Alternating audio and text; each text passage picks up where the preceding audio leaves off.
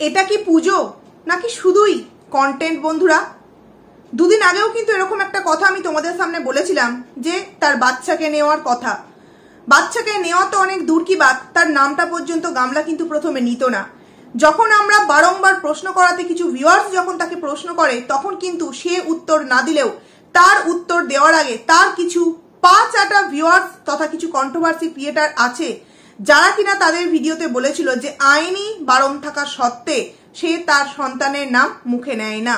তাহলে হঠাৎ করে কোন আইনে তাকে আবার একদম খাতা কলমে লিখে দেওয়া হলো যে হ্যাঁ তুমি তোমার সন্তানের নাম নিতে পারো? এরকম কিন্তু কোনো রকম কোনো কাগজপত্র বা কোনো রকম কোনো বিষয় আমাদের সামনে যখন নাম নেয়নি না সেটা তুলে ধরেছিল, না যখন নাম নিয়েছে সেটা তুলে ধরেছিল। আমরা কিন্তু এটা এই গামলারই কিছু কন্ট্রোভার্সি ক্রিয়েটার আছে তাদের মুখ থেকে জানতে পেরেছিলাম।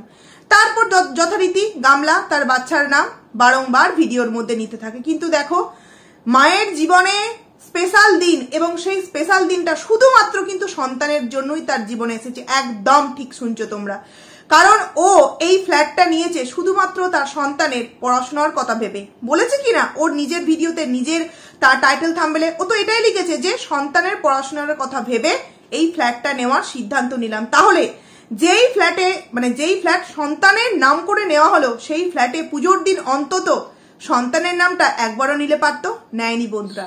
কেন বলছি যে এটা পুজো নয়, শুধুমাত্র কন্টেন্ট বন্ধুরা? দেখো, অনেকেই এখানে বলবে যে ভক্তি ভরে যদি মাকে দূর থেকেও ডাকা যায় তাহলেও কিন্তু সেটা মায়ের মন থেকে ভক্তি করে ডাকলে সেটা মায়ের প্রতি কিন্তু ভালোবাসা শ্রদ্ধা দেখানো হয়। একদম, আমিও কিন্তু এটাকে মানি। কিন্তু যখন কথাটা তাদেরই কিছু দলের মানুষেরা সন্দীপদার দিকে আঙুল তোলে তখন কিন্তু আমাদেরকেও সেই একই বিষয়ে আঙুলটা তুলতে হয়, কারণ প্রথম আঙুলটা তাদের তরফ থেকে ওঠানো হয়েছিল। মনে আছে বন্ধুরা, কিছুদিন আগে সন্দীপদাদের বাড়িতে একটা সত্যনারায়ণের পুজো হয়, যেখানে কিনা সত্যনারায়ণের পুজোটা দালানে করা হয়েছিল। এই দালানে করাটাকে নিয়ে দরজার সামনে, এই দরজার সামনে পুজোটাকে করা নিয়ে এই গামলারই কিছু পজিটিভ ভিউয়ার্স তথা কন্ট্রোভার্সি ক্রিয়েটার যা নয় তাই করে সন্দীপ দা ভাইকে বলেছিল। কিন্তু এখন সেই মানুষগুলো কোথায় গেল?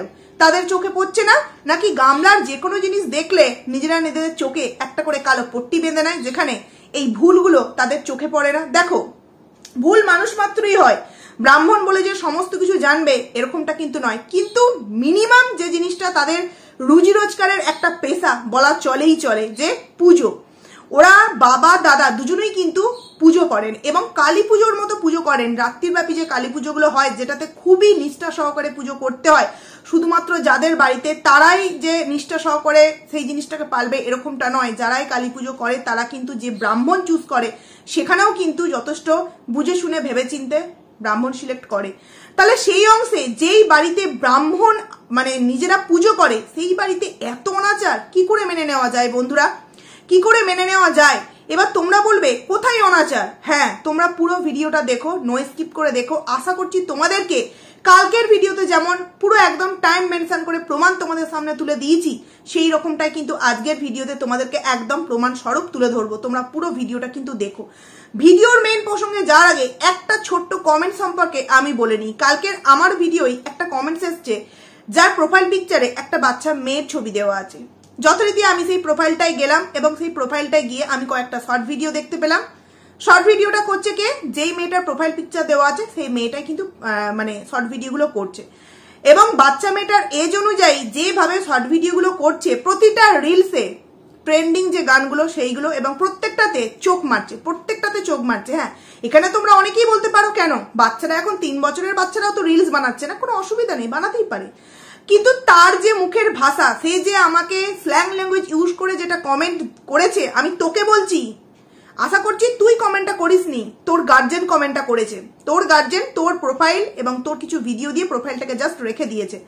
আর যদি তুইও কমেন্টটা করে থাকিস, অল্প বয়সে পাকলে ড্যাশ তার কি আর বলবো, বুঝে নে আমি তোকে কি বলতে চাইছি। ওইটুখানি মেয়ে যার গলা টিপলে এখনো দুধ বেরোবে, তুই আমাকে কমেন্টস করেছিস গে, তুই আমার এই যে এইটা জানি, তুই আমার এইটা জানিস। আমি ভাবলাম প্রথমে কমেন্টসটা রিমুভ করি, কারণ আমি স্ল্যাং ল্যাঙ্গুয়েজ কমেন্টস আমি যেহেতু আমার মুখ দিয়ে বের করি না, আমি আমার কমেন্ট সেকশনে কখনো রাখি না। কিন্তু এই যে কমেন্টসটা আমি রেখে দিয়েছি, আমি রিমুভ করতে গিয়েও করিনি। কারণ কি, তোমরা গিয়ে একবার দেখো, শুধু প্রোফাইলটা একবার তোমরা দেখো, বাচ্চা মেয়েটার ডান্সগুলো দেখো। যদি তার আইডিটা তার গার্জেনও চালিয়ে থাকে, মেয়ের রুচিবোধ দেখেই বোঝা যাচ্ছে বাবা মার রুচিবোধটা ঠিক কেমন হবে। মেয়ের রুচিবোধ দেখেই বোঝা যাচ্ছে বাবা মার রুচিবোধটা ঠিক কেমন হবে। তাই নিজের চরকায় নিজে তেল দে। তোর অকাদও নেই আমার কমেন্ট সেকশনে এসে কমেন্টস করার। বেশি বাড়াবাড়ি করবি তো তোর মতো কিছু নরকের কিটকে ব্লক করে দেবো।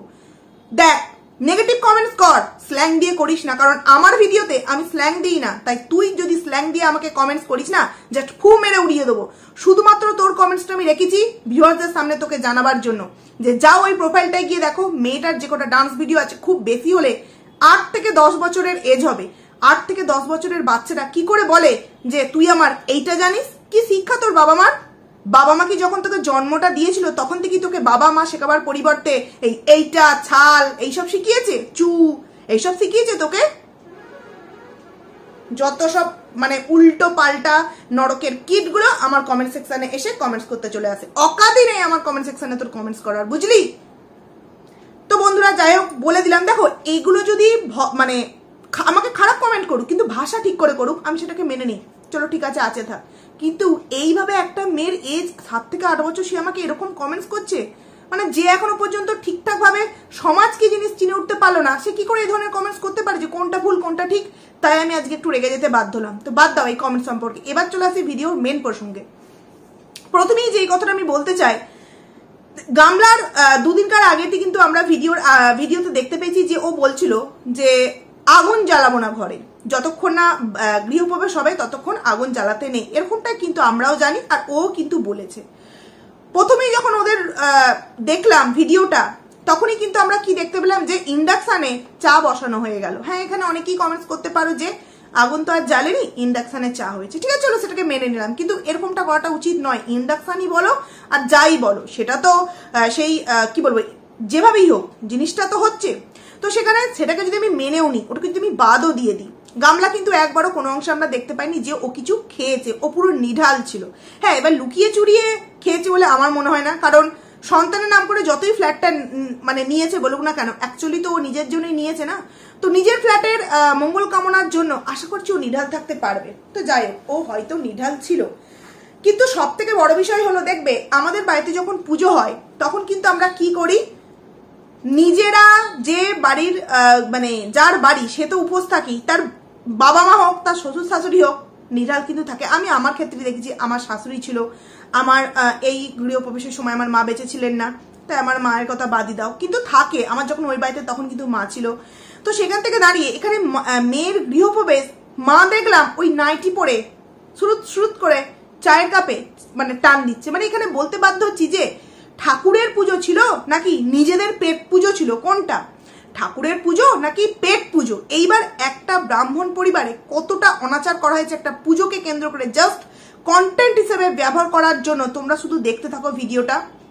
প্রথমেই যে কথাটা বলবো যে ঠাকুরের জন্য ভোগ রান্নাটা কেন পরে হলো? আমরা যেটা জানি যে আগে কিন্তু ঠাকুরের রান্নাটা হয়, যেমন ঠিক ওই যে সবজিগুলো ভাজা হলো, বেগুন গাজর এইগুলো যে ভাজা হলো, তেমনি খিচুড়িটাও কিন্তু আগে করাটা উচিত ছিল। আদার্স মানুষদের খিচুড়িটা আগে তৈরি হয়ে গেল আর ঠাকুরের ভোগটা পরে তৈরি হলো, এটা আবার কোন ধরনের নিয়ম বন্ধুরা?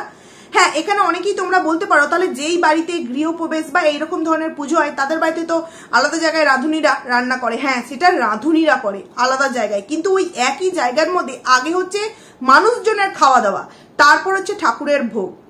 তো ঠাকুরের ভোগ তো রান্না হলো, ঠাকুরের ভোগটা কি আর ঠাকুরের সামনে দেওয়া হয়েছিল? আমি তো ভিডিওর কোনো অংশ দেখতে পেলাম না যে একটা ছোট্ট পাত্রে সেই ভোগটাকে ঠাকুরের সামনে নিবেদন করা হয়েছে। এটা কিন্তু এক অংশেও আমরা দেখতে পাইনি একদম। তোমরা ভিডিওটা ওখানে গিয়ে দেখতে পারো, কোনো অংশে কিন্তু দেওয়া হয়নি। প্রথম যখন দেখানো হলো তখন বললো যে এখনো ভোগের খিচুড়ি হতে একটু বাকি আছে, সেই বাকিই রয়ে গেল। পুজো কমপ্লিট হয়ে গেল, কিন্তু ভোগের খিচুড়ি কিন্তু মানে ঠাকুরের যে ভোগ, সেই ভোগটা কিন্তু ঠাকুরের সামনে নিবেদন করা হলো না। তাহলে বন্ধুরা, এটা কি হলো? এই অনাচারটা আমরা চোখে দেখছি অথচ মুখে বলবো না। আবার কিনা ব্রাহ্মণ পরিবার। যাকে ভোগের কথাটা আমি বাদই দিয়ে দিলাম। কালকে নাড়ুর কথাটা তোমাদের সামনে বলেই দিয়েছি যে নাড়ুটা যদি তৈরি করা হতো সেটা আমরা নিশ্চয়ই ভিডিও ক্লিপ দেখতে পেতাম, দেখতে পাইনি। আরো একটা যে বিষয়, যখন দেখলে ঠাকুর মশাই ওই সিন্নিটা মাখছিলেন তখন কিন্তু দেখেছো ইনি হচ্ছেন আসল ব্রাহ্মণ, নিষ্ঠা সহকারে সমস্ত কিছু পালন করে। মুখটা পুরো ওনার যে ওড়নাটা ছিল, ওড়না না কি বলে, যাই হোক তোমরা বলো, ওটা দিয়ে মুখটা পুরো ঢেকে নিয়েছে। আর আমি যতদূর জানি সিন্নি কিন্তু তারাই মাখতে পারে যারা দীক্ষা নিয়ে, গুরু দীক্ষায় দীক্ষা নেয়, তারাই কিন্তু সিন্নি নিতে সিন্নি মাখতে পারেন। যেমন আমার বাড়িতে তোমার আমি মন্ত্র জপ করি, যেটা কিনা আমার বাবার বাড়ির গুরু তিনি দিয়েছিলেন, কিন্তু শ্বশুর বাড়িতে এখনো পর্যন্ত যেহেতু ওনারা কেউ নেননি, তো আমিও সেই অংশ নিতে এখনো পর্যন্ত পারিনি, তবে ইচ্ছা আছে। তো সেখানে আমার যখন গৃহপ্রবেশ হয়েছিল আমি কিন্তু সিন্নি মাখতে পারিনি, এবং আমার তো অনেক লোকজন ছিল আর অনেক পুরো বিশাল বড় করে পুজোটা হয়েছিল শিব সত্যনারায়ণ। সেখানে কিন্তু আমার যেই সমস্ত যারা সিন্নি মেখেছিলেন তারা কিন্তু আমি দেখছি আঁচলটা মুখ দিয়ে এই অবধি পুরো ঢেকেছে, তারপর সিন্নিটা মাখছে। কারণ কি, মুখ থেকে কোনো কিচ্ছু এক ফোঁটা মুখের কি বলবো থুতু পর্যন্ত যাতে না ওই কিছু অংশে ছেটায়। কিন্তু এখানে যখন দেখলাম সিন্নিটা সাজানো হচ্ছিল কলা দিয়ে নারকল দিয়ে পরে, তখন কিন্তু যথারীতি গামলার মা কথা বলছিল। তোমরা ভালো করে ওখানটা নোটিস করবে। তার মানে ওদের ভিডিওতে আমি তোমাকে দেখে দিচ্ছি ঠাকুর মশাই যখন সিন্নিটা মাখছিলেন তখন কিন্তু পুরো মুখটা একদম ঢেকে নিয়েছে, কিন্তু যখন সিন্নিটাকে সাজানো হচ্ছে তখন কিন্তু ব্রাহ্মণ বাড়ির পরিবারই কতটা অনাচার করা হচ্ছে ওর ভিডিওতে গেলেই তোমরা কিন্তু দেখতে পাবে। আমি বলবো যাওয়ার দরকার নেই, যেটুকুনি বলছি কিন্তু একদম কারেক্ট কথা বলছি, কোনো রকম এখানে দুবিধা বা কিন্তু আমি এখানে রাখবো না, কারণ এগুলো ওর ভিডিও থেকেই আমি বলছি।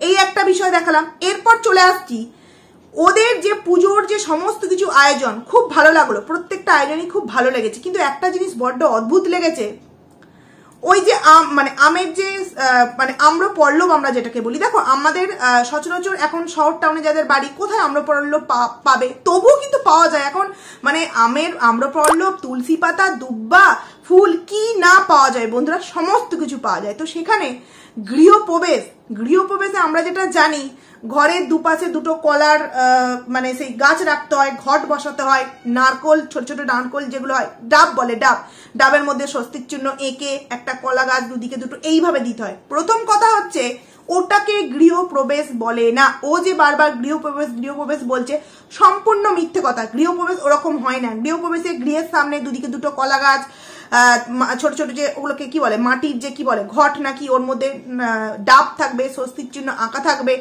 এই রকম নিয়ম কানুন করে পুরো পুজোটা হলে কিন্তু ওটাকে গৃহপ্রবেশ বলে। এটা হয়েছে একটা জাস্ট সত্যনারায়ণ বন্ধুরা, কোনো রকম কোনো গৃহপ্রবেশ নয়। এখানেই গামলার প্রথম ভুল, যে ও ভিউয়ার্সদেরকে বোকা বানাচ্ছে যে গৃহপ্রবেশ, এটাকে গৃহপ্রবেশ বলে না। সেখানে ও ফুল কিনলো সাজাবে বলে, ঠাকুরের সিংহাসনটা রজনীগন্ধা ফুল কিনলো, সেখানে আম্রপল্লব একটা কিনতে পারেনি। ওর তো যাদের বাড়ি ওই ছোটদি নাকি ওই দিদি বলে, পাশের বাড়ির বুড়ি কাকিমা না কি বলে, ওদের বাড়িতেও তো আম গাছ ছিল, একটা আম্রপল্লব নিয়ে আসতে পারেনি, কিন্তু না।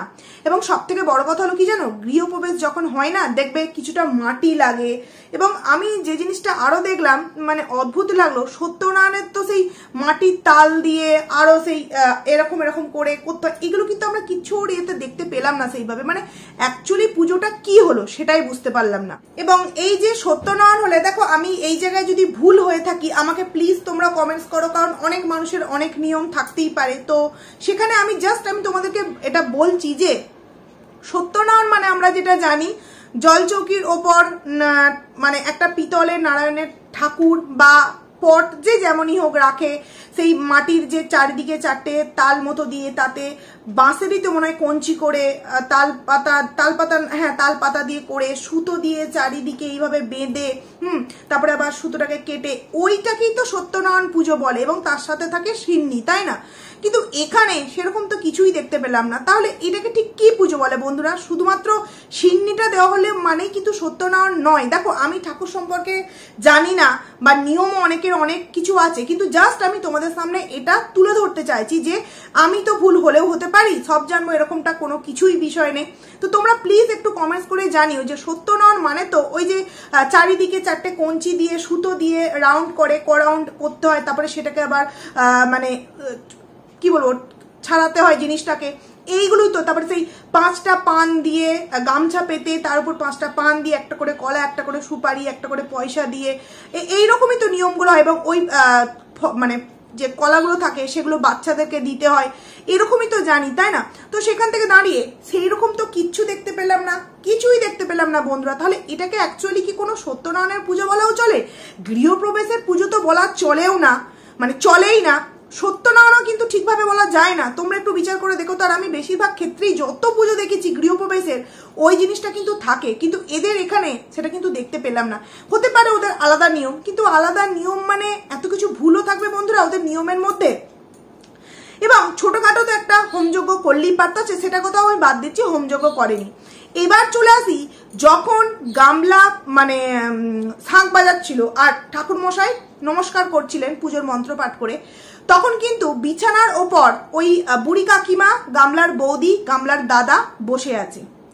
প্রথমত আমরা জানি ঠাকুরের যখন পুজো চলে তখন কিন্তু আমরা ওই ঘরে অন্তত ঠাকুরের থেকে উঁচু জায়গায় বসে থাকতে পারি না, কারণ এটাতে ঠাকুরকে অসম্মান করা হয়। এবার অনেকাংশে কি হয় জানো তো, যারা শারীরিক দিক থেকে অক্ষম বা কোমরের কোনো প্রবলেম আছে তারা বসতে পারবে না, তাই তারা ওপরে বসে। তাও কিন্তু পুজো চলাকালীন ঠাকুরের সামনাসামনি বিছানায় বসে না, পাশে কোনো চেয়ার দিয়ে বসে। বলে না ঠাকুরের যখন পুজো হয় তখন কিন্তু পা ঢেকে বসতে হয়। দেখো আমি এগুলো সবাইকে মানতে হবে এমন কিছু বলছি না, যেটুকুনি জানি ব্রাহ্মণ না সত্ত্বেও সেইটুকুনি জাস্ট আমি তোমাদের সামনে তুলে ধরতে চাইছি। জানি এইতে আমাকে অনেকে তোমরা নেগেটিভ কমেন্টস করবে, করলেও কিছু এসে যায় না, কারণ যতটুকুনি জানি ততটুকুনি আমি আমার ভিউয়ারদের সাথে জাস্ট তুলে ধরতে চাইছি, ভিউয়ারদের সামনে। তো সেখানে ওরা প্রত্যেকে ওই বিছানার উপর বসেছিল, এটা তো একটা অনাচার করেছে। এবং ওর দাদা একজন ব্রাহ্মণ হয়ে যখন এদিকে সত্যনারায়ণেরই পুজো, ওরা যেমন বলছে যদি পুজো ওইভাবে চলছে, তখন ওর দাদার বৌদি, ওর বৌদির হাতটা দাদার হাঁটুর উপর এইভাবে দিয়ে দুজনে মুখোমুখি এরকম করে নিয়ে হাসি ঠাট্টা করছে এবং কথা বলছে। এটা কোন ধরনের নিয়ম বন্ধুরা? কোন ধরনের নিয়ম? যখন পুজো চলছে তখন ওদের ওই নোংরামো করতে হবে? এবং তোমরা আরো একটা জিনিস দেখেছো, ওর দাদা একটা পা ঝুলিয়ে আছে এবং একটা পা সিধা ঠাকুর মশাইয়ের দিকে হয়ে আছে। আমি তো তোমাদের বোঝাতে পারছি না, তোমরা ওইখানটা গিয়ে দেখলে দেখতে পাবে যে একটা পা নিচের দিকে করা আছে আর একটা পা সিধা ঠাকুর মশাইয়ের দিকে করা আছে। সেখানে কি কোনো অংশে দাদার নিজের গিল্টি ফিল হলো না যে এগুলো তো অনাচার, বা ওখানে নিচই মা আছে কেউ এগুলো বলে দিতে পারেনি? তার মানে এখানে বোঝাই যাচ্ছে যে পুজোটা জাস্ট একটা কন্টেন্ট বন্ধুরা, এছাড়া কিন্তু আর কিছুই নয়। গামলা যখন শাঁখ বাজাচ্ছে তখন যখন মুখটা এদিকে ফেরালো তখন তার মানে সবাইকে বোঝালো যে তোমরা উলুটা দাও। কারণ দেখবে আমরা যখন ঠাকুর মশাইয়ের মন্ত্র শুনি তখনই আমরা বুঝে যাই যে এইবার যে মানে ঘন্টা বাজাচ্ছে মানে আমাদেরকে শাঁখ বাজাতে হবে এবং আমাদেরকে উলু দিতে হবে এবং সাথে কাঁসরটা বাজাতে হবে। কিন্তু এখানে ওই যে বিছানায় যারা বসেছিল তারা নিজেদের মধ্যে গল্প করতে এতটাই মত্ত যে তারা ঠাকুর মশাইয়ের পুজো জাস্ট বসে আছে এইটুকুনি নামে মাত্র, কানে কিন্তু কিছুই নেয়নি, তাই নিজেদের মধ্যে উলুটা দিতেও কিন্তু ভুলে গেছে। গামলা যখন ওদের দিকে তাকালো তখন কিন্তু বৌদি আর ওই বুড়ি কাকিমা মিলে কিন্তু ওই দুজনে মিলে কিন্তু উলুটা দিতে আরম্ভ করলো। আর মায়ের ভূমিকা পুজোর মধ্যে নেই বললেই চলে। মা ওই বাড়িতে গিয়েও চা খেতে ব্যস্ত এবং শুধুমাত্র নাইটি পরে ফ্যাশন দেখানো ছাড়া আর কিন্তু কিছুই ওনার কাজ ছিল না। পরের দিনের ভিডিওতে তোমরা নিশ্চয়ই দেখতে পাবে মায়ের রঙ্গমূর্তিটা ঠিক কেমন হয়। এরপরেও আরো একটা কথা বলবো, আমরা যারা পুজো যাদের বাড়িতে হয়, যারা ভোগ রান্না করে, তারা দেখো চাটা খায়, অনেকেই চাটা খায়, আমি এখানে বলবো না চা খেয়েছে কোনো অপরাধ করেছে, চা অনেকেই খায়। যারা নিঢাল থাকতে পারে না, এখন তো প্রত্যেকেরই প্রবলেম, তো সেখানে এক কাপ চা খেয়ে কিন্তু একটা ওষুধ খায়, এটা আমি দেখেছি।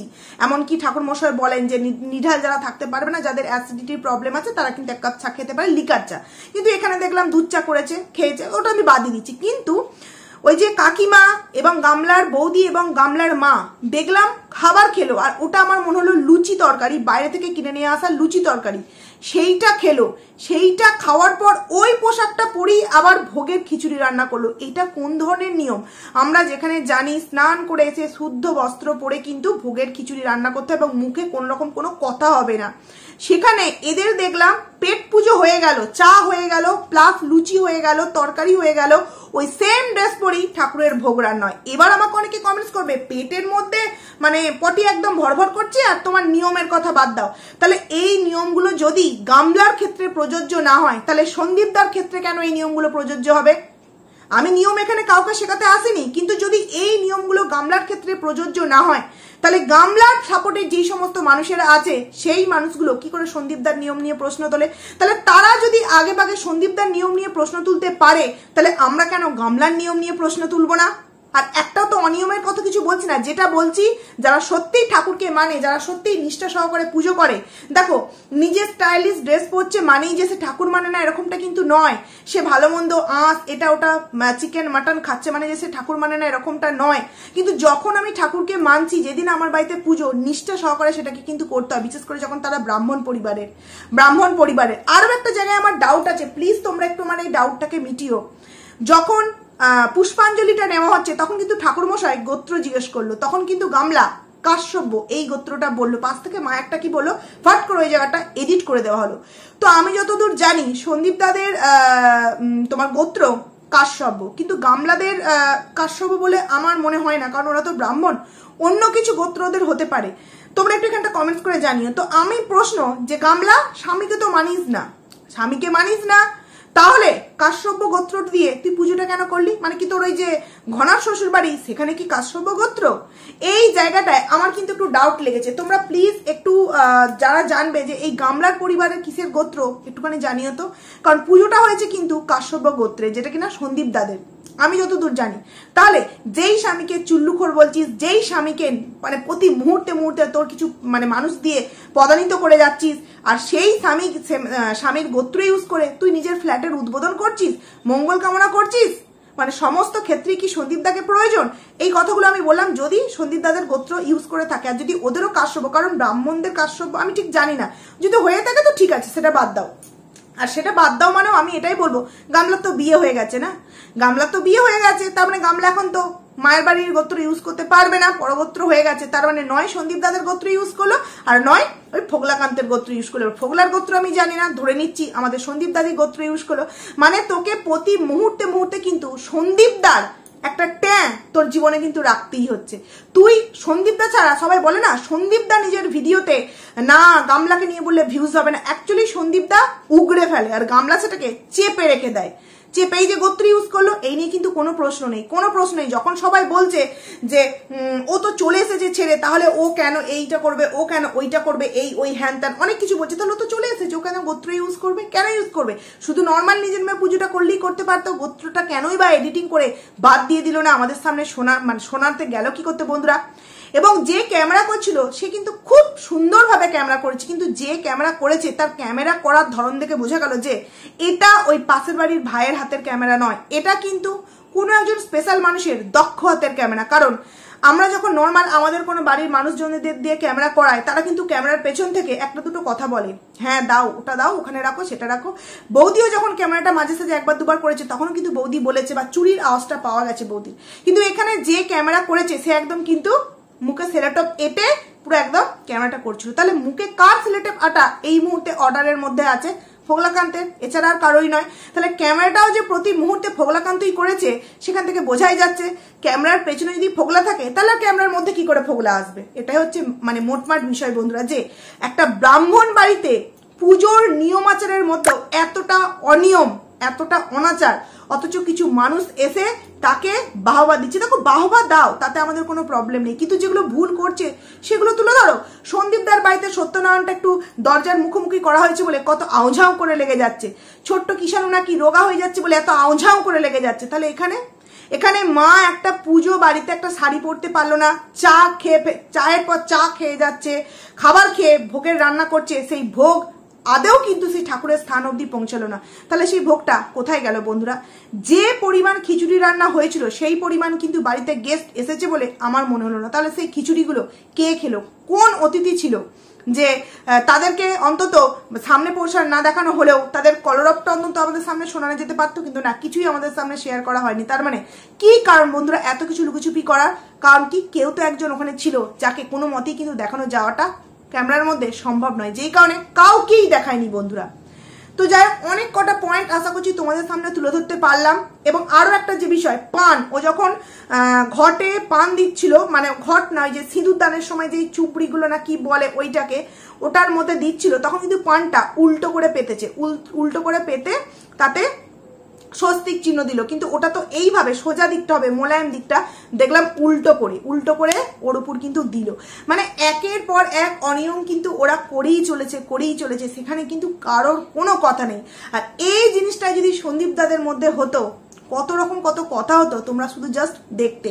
আর ঠাকুর মশাই আপনাকেও তো এদের দলে নাম লিখিয়ে নিল, মানে পুজো করতে গেছেন সেখানেও রিলস বানানো আরম্ভ হয়ে গেল। যদিও মানতাম যে ঠাকুরের সামনে দাঁড়িয়ে একটা ঠাকুরের রিলস বানানো হচ্ছে, যেখানে ঠাকুর মশাই পুজো করছেন আর গামলা নমস্কার করছে, এটাতে একটা ঠাকুরের রিলস বানালেও হয়তো সুন্দর দেখতে লাগতো। কিন্তু না, ঠাকুর মশাই বিছানায় বসে আছেন আর পাশ থেকে ছানা পোনা গামলার বৌদি সবাই দেখলাম ধেই ধেই করে এখনকার ট্রেন্ডিং গানে রিলস বানাতে আরম্ভ করে দিচ্ছে। মানে এদের কাছে ঠাকুরের পুজোটাও কন্টেন্ট, ঠাকুরের পুজোটা যিনি করতে এসছেন তিনিও রিলস এর কন্টেন্ট। বারে বা, টাকার জন্য এরা আর কত না, মানে কি বলবো, একদম নরকীয় কাজ করবে।